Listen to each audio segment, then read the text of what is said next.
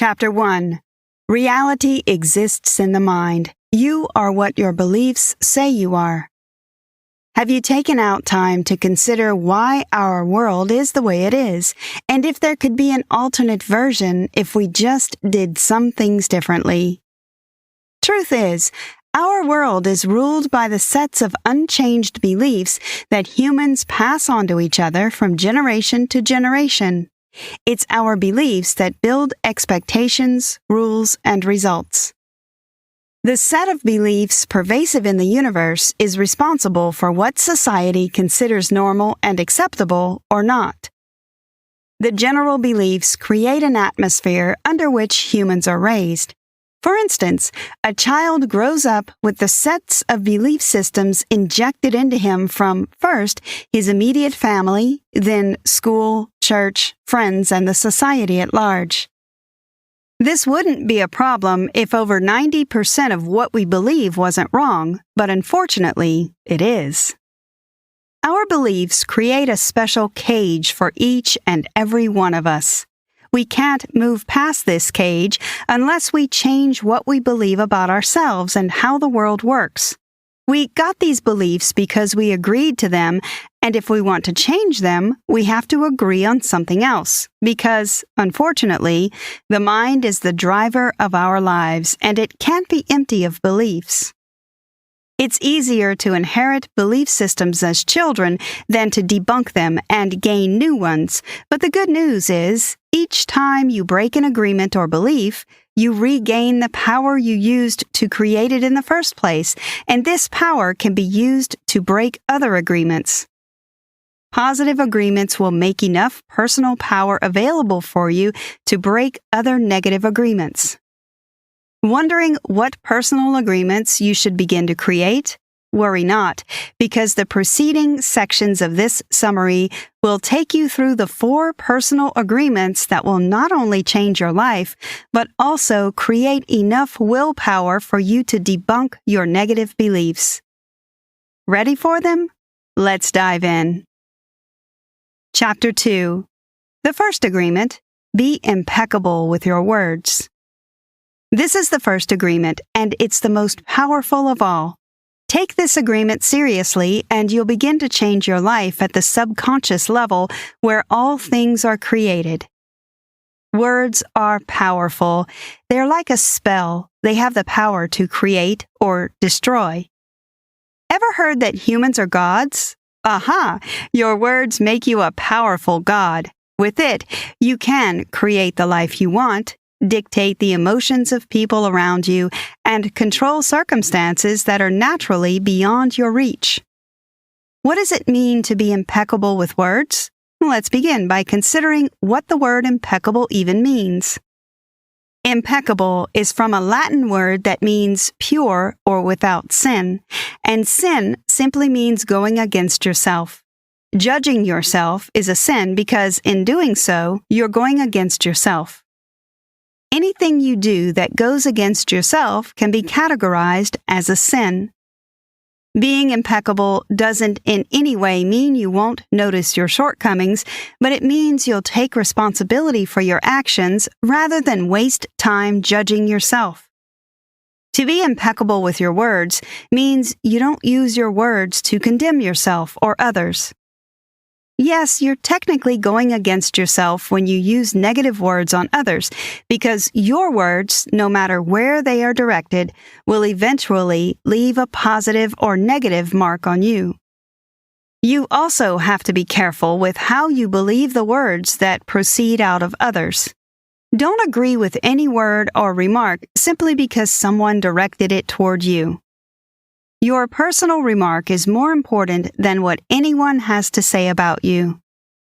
The author gave an example of a woman who, out of frustration, told her beautiful daughter that she had an ugly voice. The woman didn't mean what she said. She only wanted to make sure her daughter stopped disturbing her with endless singing.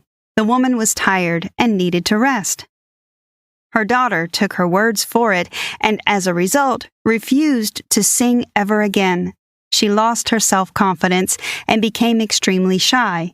That's how powerful words are when you agree with them. Words are free. It's how you use them that may cost you. Kushand Wisdom. Chapter 3. The Second Agreement. Don't take anything personally. What would be your reaction if a stranger walked up to you on the street and called you stupid and unintelligent? You could choose to take their words seriously or simply ignore them and go on your way. Your reaction determines whether the word affects your life or not. If you don't believe what they say, it shows you're strong and self-confident. But if you go back home weeping or you look them in the eyes right there and said, "How did you know?" it says something about your personal agreement, and the venom in those words will find a way to affect your life negatively.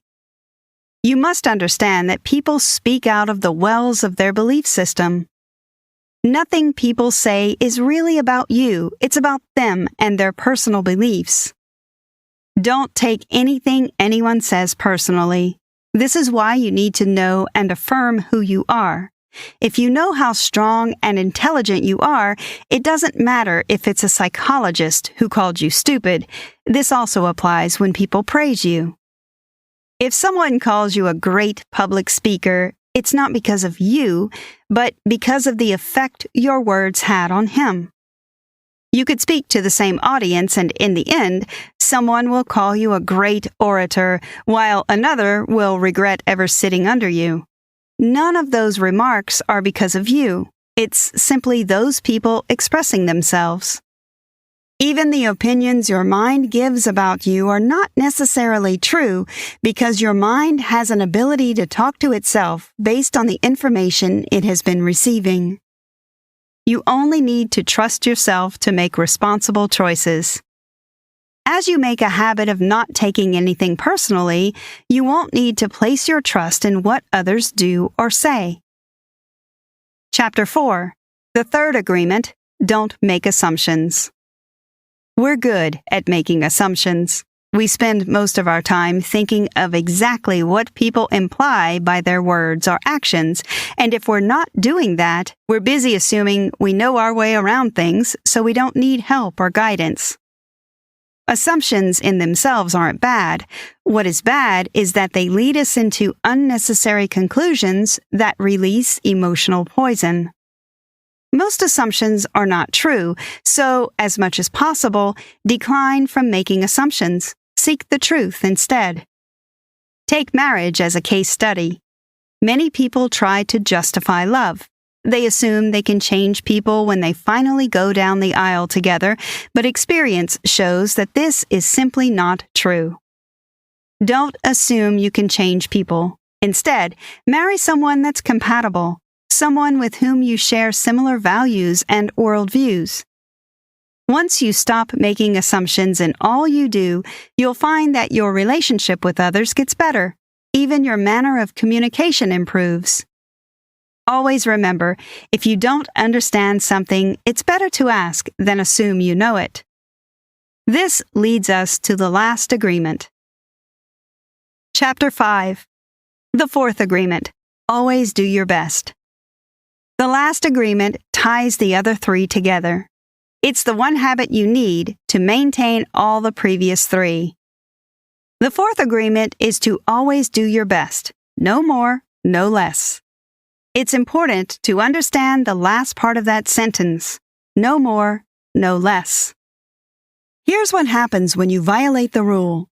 Trying to go beyond your best will drain you of energy.